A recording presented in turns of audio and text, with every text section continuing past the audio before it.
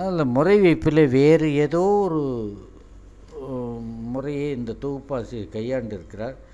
நமக்கு தேவையான வரலாற்றை கண்டுபிடிப்பதற்காக ஒரு முறை வைப்பிலே புறநானூற்றை மீண்டும் மறுதொகுப்பு செய்தோம் என்று சொன்னால் இன்னும் நிறைய அளவுக்கு அதில் வரலாற்று அழுத்தங்கள் இருப்பதை நம்மால் உணர முடியும். பெருஞ்சோற்று உதயஞ்சேரலாதன் தான் முதல் 10 பாடப்பட்டவன். கிடைக்காத 10ன்னு சொல்கிறோமே, அந்த முதல் 10 பெருஞ்சோற்று உதயஞ்சேரலாதனை பற்றி பாடியது. அகநானூற்றிலே மாமூலர் 2 பாட்டு பாடியிருக்கிறார். முதல்ல ஒரு பாட்டு சொன்னோம், இன்னொரு பாட்டும் 233வது அகநானூற்று பாட்டிலேயும் இந்த பெருஞ்சோற்று உதயஞ்சேரலாதனை பற்றி வருகிறது. இவன் மனைவி வேள்மாள் நல்லினின்னு பேர். இந்த நல்லினி என்பது ஒருவேளை நளினி என்பதனுடைய திரிவாக இருக்கலாம், அல்லது நல்லினி என்பதன் திரிவு நளினாக இருக்கலாம், இல்லை நல்லினியாகவே இருக்கட்டும், நளினியாகவே இருக்கட்டும். இதையும் குழப்ப வேண்டாம்னு. அடுத்தது 2ஆம் 10 இப்பொழுது கிடைக்கிற 10 இமயவரம்பன் நெடுஞ்சேரலாதன் பற்றிய 10. இது பெருஞ்சோற்று உதயஞ்சேரலாதனின் மகன் வேள்மாள் நல்லினிக்கு பிறந்த பிள்ளை என்று வருவதனாலே பாரத காலத்தோடு ஒட்டி வருகிறது. இப்படி பார்த்தோம்னு சொன்னால் 10 அப்பா பிள்ளை வரலாறு என்பதாக பாதிக்கு மேலே வருவதனாலே எல்லாமே கடைச்சங்கத்துக்கு முற்பட்ட காலம்தான், தொல்காப்பியர் காலத்துக்கும் சற்று முற்பட்ட காலம்தான் என்று கொள்ள வேண்டியிருக்கிறது. இதில் பெருஞ்சேரலாதன் இவனும் ஒருவன் என்று சில பேர் சொல்லுவார்கள். அது அவ்வளோ சரியாக இல்லை. பெருஞ்சேரலாதன் பின்னாடி காலம் எடுக்கிறது. அது இந்த நூலை பாடியவர், அதாவது 10 பாட்டை 2வது பாட்டை பாடியவர் குமட்டூர் கண்ணனார்னு பேர். அவர் வேறு இந்த 10 பாட்டை தவிர வேறு ஒன்றும் பாடலை. ஏன் பாடலைன்னா, அந்த ஆந்திர கவிஞன் சிசின்னு ஒருத்தன் ரொம்ப ஏழையாக இருந்து சினிமா பாட்டெல்லாம் பாடியிருக்கான். அந்த இப்போ இல்லை, நம்ம கண்ணதாசன் ஆட்டம் தமிழில் கண்ணதாசன் போல் அங்கே சிசி நல்லா வசதியாகிடுச்சு, காரு பங்களாலாம் வந்துருச்சு. அப்போ தோழர்கள்லாம் போய் கேட்டாங்களாம், இன்னும் முன்ன எழுதின அளவுக்கு பாட்டு அவ்வளோ ருசியாக இல்லையே. இப்போ என்ன, அப்போ வயிற்றில் பசி இருந்தது, பாட்டில் ருசி இருந்தது. இப்போ வயிற்றில் பசி இல்லை, பாட்டில் ருசி இல்லை. அதுபோல் கதையாக குமட்டூர் கண்ணனார் 10 பாட்டு பாடினார். அதுக்கப்புறம் வேறு எந்த பாட்டும் அவனை பற்றி கிடைக்கலையா? வேறு ஒன்றும் இல்லை. இந்த 10 பாட்டுக்கு இமயவரம்பன் நெடுஞ்சேரலாதன் கொடுத்த பரிசில் இல்லை தெரியுமா? உம்பர் நாட்டு 500 ஊர் பிரமதாயம். 500 ஊரை கொடுத்தான். அது மட்டுமல்ல, 38 ஆண்டு இந்த இமயவரம்பன் நெடுஞ்சேரலாதனுக்கு சோழன் பாண்டியன் 2 பேரும் கப்பம் கட்டுவான்ல, 38 வருஷம் உனக்கு தான் அந்த கப்பம் விட்டான். என்கிட்டே வர வேண்டாம், போய் குமட்டூர் கல்லில் கொடு. அப்புறம் ஏன் பாட்டு வருது? திங்கிற தீனி அமுக்கில் பாட்டு எங்கே வெளியில் வரும்? பாட்டு உள்ளே அமுகிக்கும். ஒரு புலவர் ரொம்ப பணக்காரனாகவும் ஆக விடக்கூடாது. அதனால் கிடைக்க வேண்டிய பாட்டு கிடைக்காம போயிடும். அப்படி கொடுக்கலன்னா பாட்டு விடுவான் பாட்டு. அடுத்தது 3வது 10 பாடியவர் பாலை கௌதமனான பேர். புறநானூற்றில் ஒரு பாட்டும் ஒரு பாட்டு. இப்போ அந்த பாலை கௌதமனார் பாட்டில் தர்மபுத்திரனை பாடினதுன்னு ஒரு பாட்டு இருக்குது புறநானூற்றில்.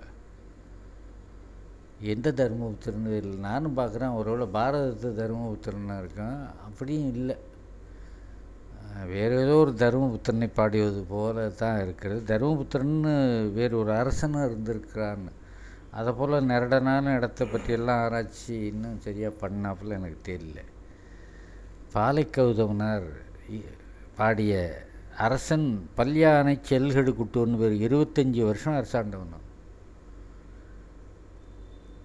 பாடி முடித்த உடனே அரசன் கேட்குறான், பாலை கௌதமனாரே பாட்டு பாடிட்டீங்க, நீரே உனக்கு என்ன வேணும், பரிசு என்ன வேணும்னு கேட்குறாரு. யானும் என் பார்ப்பனையும் சொர்க்கம் போக வேண்டும்னு கேட்டான். அப்ளிகேஷன் போட வேண்டிய இடமே இது இல்லைடா, வேறு இடம்லாம், நானும் அதே இடத்துல கியூவில் தான் நிற்கிறேன் அப்படி சொல்லாமல் சொர்க்கம் போகணுமா அப்படின்னு சொல்லி தக்க வேத அந்தணர்களை எல்லாம் கொண்டு வந்து 9 பெரிய வேள்விகளை செய்வித்தார். அதில் ஜீவன் முக்தராக அந்த கணவனும் மனைவியும் பாலைக்கௌதமனாரும் அவனுடைய மனைவியாரும் ஜீவன் முக்தராக அக்னியில் பிரவேசித்து சொர்க்கம் அடைந்தார்கள் என்பது இந்த எவ்வளோ பக்தி, எவ்வளோ இது.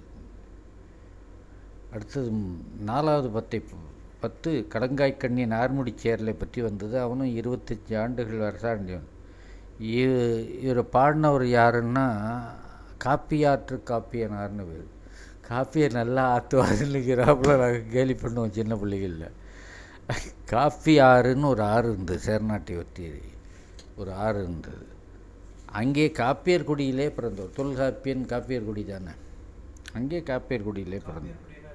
காப்பியர் குடின்னா அந்தணரில் ஒரு வகையானவர்கள் காப்பியர்கள்னு சொல்கிறாங்க. அப்படி பார்த்தா தொல்காப்பியர் அந்தணர்னு ஆகிடும். காப்பியக்குடி என்பது ஒரு பழங்குடி மக்களில் ஒருவர் என்று சொல்கிறாங்க.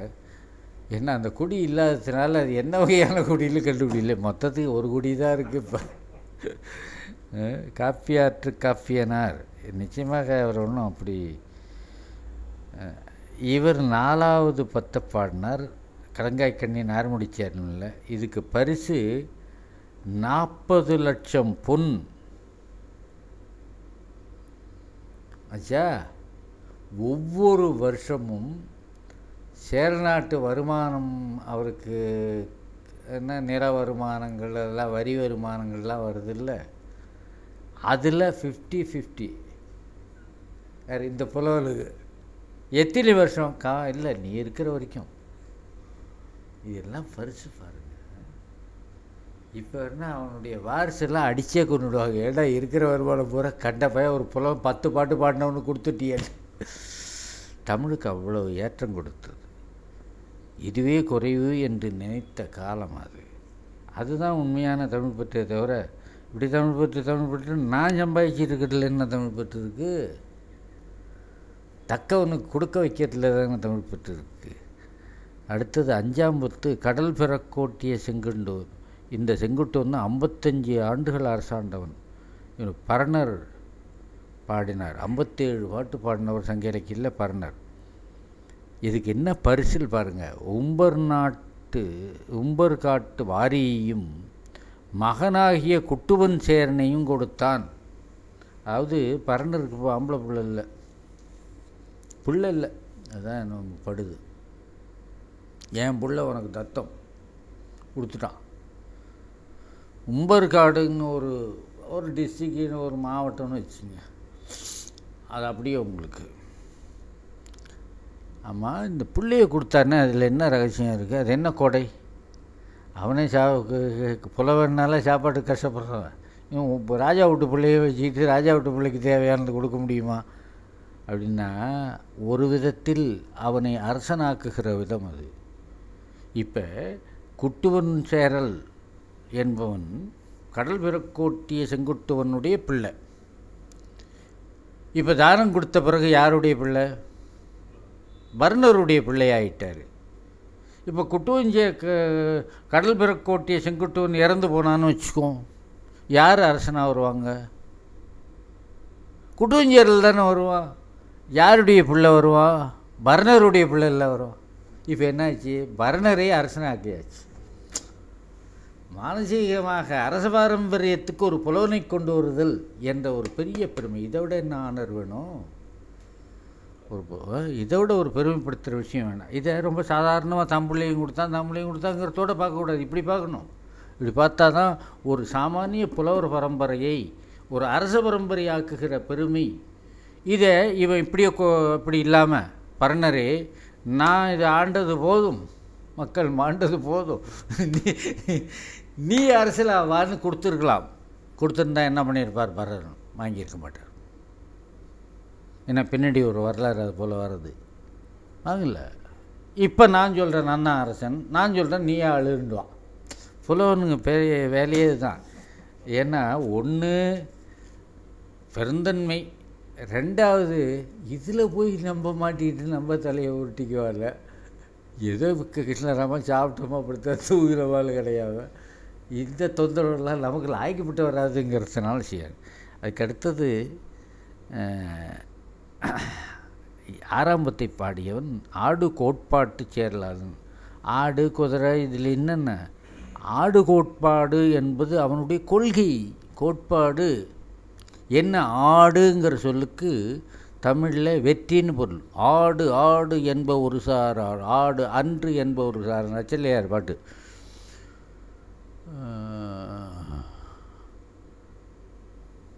ஆடுன்னா வெற்றின்னு பொருள். ஆடு கோட்பாடு, எங்கே போனாலும் வெற்றி என்பது தான் அவனுடைய கோட்பாடு என்பதாக பொருள் கொள்ளணும்.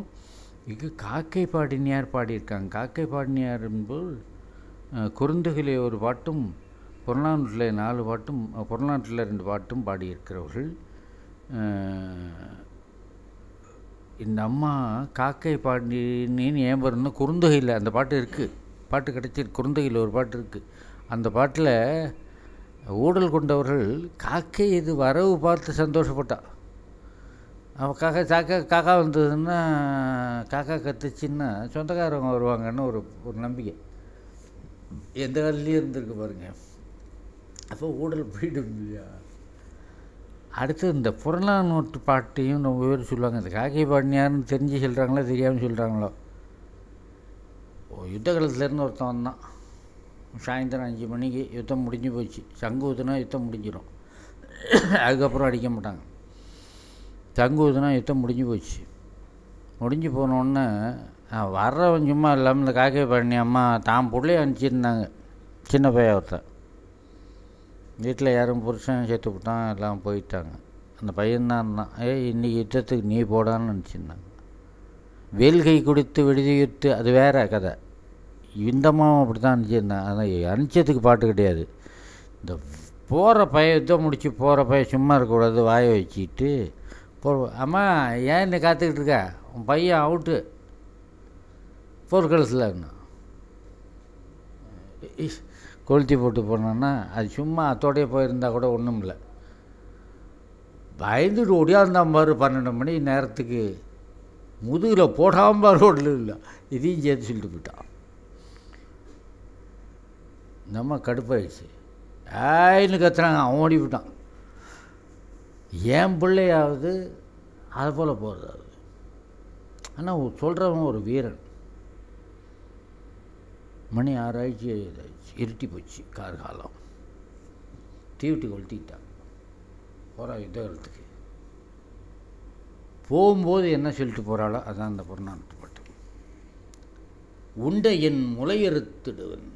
புறமுதுகிட்டு செத்தான்னு தெரிஞ்சதுன்னா அந்த இடத்துல என்னுடைய 2 மார்பையும் வெட்டி அவன் மேலே போட்டு வந்துடுறான். அந்த பாவிக்கு நான் பால் கொடுத்தது பாவம்னா, புள்ள செத்ததுக்கு புறமுதுகிட்டு செத்தது அவமானம்னு நினைக்கிற மரக்குலத்து பெண்ணுடைய பாட்டு அது. இந்த பாட்டு தான் கொண்டாடப்பட வேண்டிய பாட்டு.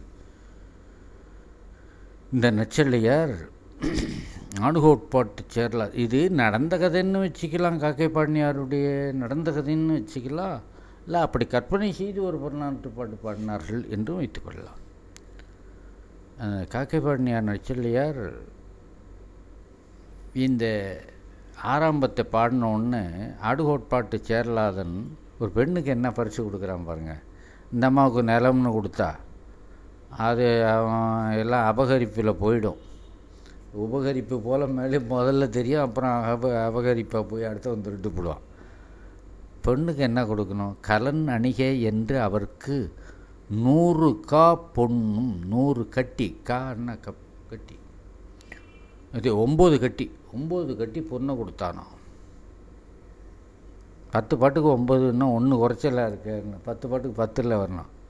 அந்த 10வது பாட்டுக்கு 100,000 காணம் கொடுத்து 100,000 காணம் கொடுத்தான். தன் பக்கத்துக்கு உண்டான தன் பக்கத்துக்கு உண்டான பக்கத்தில் உட்கார வச்சுக்கிட்டான்னு அர்த்தம் இல்லை. அரண்மனைக்கு பக்கத்துலேயே வீடு கட்டி கொடுத்து. ஏன்டா அரண்மனைக்கு பக்கத்தில் வீடு கட்டி கொடுக்குன்னா, இந்த அம்மாக்கிட்ட இப்போ தங்கம் அதிகமாக இருக்குது. 9 கட்டி தங்கம் இருக்குது. 100,000 100 1000னா லட்சம், லட்சம் பொண்ணு இருக்குது. அட நீங்கள் குறைஞ்சது காங்கிறது ஒரு சவரன்னே வச்சுங்க, லட்சம் சவரன் என்ன விளையாட்டாக இருக்குது. பத்மநாத சாமியாக திரும்பி பார்ப்பார், எழுச்சி வருவார், என்ன என்னோட ஜாஸ்தியாக இருக்குது ஓட்டர், அந்த அளவுக்கு இருக்குது. அப்போ என்ன பண்ணோம், தன் பக்கத்து கொண்டான். இதுக்கு பக்கத்து கொண்டான் என்பதற்கு இப்படி யாரும் உரை எழுதவில்லை. என்னுடைய உரை சரியாக இருக்கும் என்று நாடு ஏற்றுக்கொள்ளுன்னு நினைக்கிறேன். செல்வம் அதிகமாக இருக்கிறதுனால ஒரு பெண்ணுக்கு பாதுகாப்பு வேண்டும் என்பதனாலே பக்கத்திலேயே அரண்மனை கொடுத்தார். ஆக செரநாட்டு பெண்ணாக அவள் மறுநாள் வாழ்ந்தாள் என்று கொள்ள வேண்டும். செல்வக்கடுங்கோ வாழியாதன் 25 ஆண்டுகள் ஆண்டான் கபிலர் என்பவர் அரசாட்சி பண்ணார். இது அவரை பாடினார். அது கபிலருக்கு என்னத்தை கொடுக்க, எவ்வளோ பெரிய புலவன். அதுக்காக என்ன பண்ணான், செல்வக்கடுங்கோ வாழியாதன் சிறுபுறம் என, சிறுபுறம்னா கொஞ்சமாக தானம் பண்ணுறது, கிஞ்சிதும்மா சம்ஸ்கிருதத்தில். கிஞ்சிதுன்னா என்னால் ஆன வரைக்கும் கொஞ்சமாக கொடுக்குறேன்னு அவன் சொல்லுவானே தவிர 500 நோட்டு குறைஞ்சி வாங்க மாட்டான். கிஞ்சிதுன்னா அதுக்கும் சொல்லுவான், எவ்வளோ கொடுத்தாலும். சிறுபுறம் என 100,000 காணம் பொன். இது காக்கை பண்ணியார் வாங்கின ரேட்டு கரெக்டாக இருக்குது, லட்சம் காணம். அது மட்டும் இல்லாமல் நன்றா என்னும் குன்றேறி நின்று, யாரும் செல்வக்கடுங்க வாழியாதனும் கபிலரும் ஏறி நின்றுக்கிட்டாங்களாம். தன் கண்ணிற்கண்ட நாடெல்லாம் காட்டி கொடுத்தானக்கோ. எது வரைக்கும் தெரியுதுன்னா, அதோ ஒரு தென்னை மரம் தெரியுது, அது வரைக்கும்னா குதிரை மேலே ஏறி விவரணம் விடுறது, அந்த தென்னை மரத்தில் கொண்டு போய் கொடியை கட்டுறான்னு கட்டுவான். அந்த தென்னை மரம் தானே, ஆமாம் அந்த தென்னை மரம் தான். அடுத்தது இந்த லைனில் எது தெரியுது, 4 பக்கமும் இது பூரா கபிலா உனக்குன்ட்டான். எவ்வளோ பெரிய மனசு. இதெல்லாம் என்ன பண்ணியிருப்பாங்க, அவன் பெருந்தன்மையாக அவன் கொடுப்பானே தவிர இவர்கள் ஏற்று ஆண்டு இருக்க மாட்டார்கள். அதான் நல்லா தெரிஞ்சுக்கணும். ஏன்னா பாஸ்கர சேதுபதி டாக்டர் உவேசாவுக்கு ஏன் கஷ்டப்பட்டு அங்கே இங்கே டொனேஷன் வாங்கி புத்தகம் வெளியிடுறீங்க,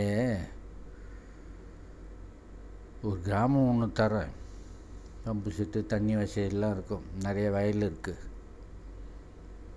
யாருக்கும் சொந்தமில்ல வயல்லாம், எங்களுக்கு சொன்னோம், நீங்கள் வச்சுங்க, விவசாய கூலிகள் அவங்களும் வச்சுட்டு உழுது பயிரிட்டுக்கிட்டு நெல்லை விற்று உங்களுக்கு தேவையான போது விற்று வச்சுக்கிட்டு அந்த பணத்தில் ஏதாவது தமிழ் பணி செஞ்சுக்கிட்டு அப்படின்னு சொன்னாராம். சொன்ன சார், நான் தமிழ் பிள்ளையாக இருந்தேன் இது வரைக்கும், என்ன கணக்கு பிள்ளையாக பார்க்குறீங்களே. அதாவது இதனுடைய விலை அருமையும் தெரியாது உங்களுக்கு, அதை பற்றி எனக்கும் தெரியாது. அப்படி வாய்ப்புகள் சிலதை நானும் விட்டுருக்கேன். அட போடான்னு. அதாவது எங்களுக்கு தமிழில் இருக்கிற ஆர்வம் இந்த சொத்தை பெருக்குவது என்பதில் வரவே வராது. நான் சொல்கிறது ஒரு சொத்தை பெருக்கிற விஷயம். இதுக்கு போய் இவ்வளோ மெனக்கிடுற நேரத்துக்கு ஒரு 4-5 கவிதை எழுதலாமேன்னு தான் தோணும் எங்களுக்கு. உண்மையும் கூட, அந்த 4-5 கவிதை வேணால் உலகத்தில் நாட்டில் அப்படி காலங்காலமாக நின்றுடலாம். இந்த நிலமும் வீடோ நிற்காது, அதுதான் உண்மை. அதனால் இது என்ன பண்ணியிருப்பார் கபிலர், எப்படி இறங்கியிருப்பார். அந்தந்த கிராமத்தில் இங்கெல்லாம் இருக்கீங்கல்ல விவசாயிங்கள்லாம் இருக்கோம் சார், நீங்களே வச்சு பார்த்துக்குங்க, நான் எப்போதும் வந்தான்னா ஏதாவது கொடுங்க அப்படின்ட்டு போயிருப்பார். அவ்வளோதான், வேறு ஒன்றும் நடந்திருக்காது. பெருஞ்சேரல் எறும்புரைன்னு ஒருத்தன் 17 ஆண்டுகள் இருந்தால் பாடி பெற்ற பரிசில் தானும் கோயிலாலும் புறம் போந்து அரிசில் கிழார் பாடின. இதுதான் ரொம்ப ஒச்சியானது. தானும் கோயிலாலும் புறம் போந்து அரிசில் கிழார் 10 பாட்டு பாடினோன்னே அரண்மனை அந்த சிம்மாசனத்துலேருந்து இறங்கி மனைவியும் கூப்பிட்டுட்டு அரண்மனைக்கு வெளில வந்துட்டான். நின்று கோயில் உள்ள எல்லாம் கொன்மின், இந்த அரண்மனையில் இருக்கிற எல்லாம் உனக்கு தான் என்று காணம் 900,000 உடம்புல இருந்த தங்க நகைகள் 900,000 அப்படியே கொடுத்து அரசு கட்டில் கொடுப்ப, நீ தான் ராஜா போய் உட்காந்துக்குங்க அப்படின்ட்டுருக்கான். ஹார்ட் அட்டாக்கில் அவன் செத்து போயிருக்கணும். என்னமோ நல்ல ஹார்ட்டு, அரசியல் கீழாக இருக்குது. அவர் என்ன பண்ணார் தெரியுங்களா, அப்படி திரும்பி நின்றுட்டார். அவர் ஒரு வசனம், இப்போ நான் தானே ராஜா, யாம் இறப்ப இப்போ நான் யாசிக்கிறேன், ராஜா யாசிக்கிறேன். என்ன யாசிக்கிறேன்? இதை நீ ஆள்க, நீ அரசெல்லாம் இருன்னு நான் சொல்ல, நீ தான் என்ன அரசெல்லாம் இருன்னு சொல்லிட்டேன். நான் இப்போ அரசன், நான் சொல்கிறேன், இனிமேல் நீயே ஆளணும், இதை 2 ஒன்று தான் என்று அமைச்சு பூண்டார். அப்போ நீ என்ன தான் செய்கிறேன், நான் மந்திரியாக இருக்கேன். எவ்வளோ பெருந்தன்மையானவர். கடைசி 9ஆம் பத்தை பாடினது இளஞ்சேரல் எறும்பொறி 16 ஆண்டுகள் ஆண்டவன். இது பெருங்குன்றூர் கிழார் என்பவர். அவர் அகநானூற்றில் ஒரு பாட்டும், குறுந்தொகையில் ஒரு பாட்டும், நற்றிணையில் 4 பாட்டும், புறநானூற்றில் 5 பாட்டும் பாடிய ஒரு பெரிய 11 பாடல்கள் பாடிய புலவர். இது ஒரு 10 பாட்டுன்னா சேர்த்தா 22 பாட்டு. இந்த இளஞ்சேரல் எறும்பொறி தான் கடைசி மன்னன். 259வது வருஷம் ஆண்டவன்னு வச்சிங்களேன். அவனுக்கு பரிசில் என்னன்னா, மருளில் இல்லோருக்கு மருளை கொடுக்க, மயக்கமான உலகம், இல்லாதவனுக்கு மயக்கம் கொடுக்கும்படி செல்வத்தை கொடுக்கணும். அப்படியே கண்ணை சுற்றிட்டு வரணும், இவ்வளவான்னு என்று உவகையின் 32,000 காணம் கொடுத்து, 32 காணம். இதுதான் இப்போ கொண்டு விட முன்னே சொன்னேன். அவர் அறியாமை, இதுதான் இப்போ சொல்ல வேண்டியது.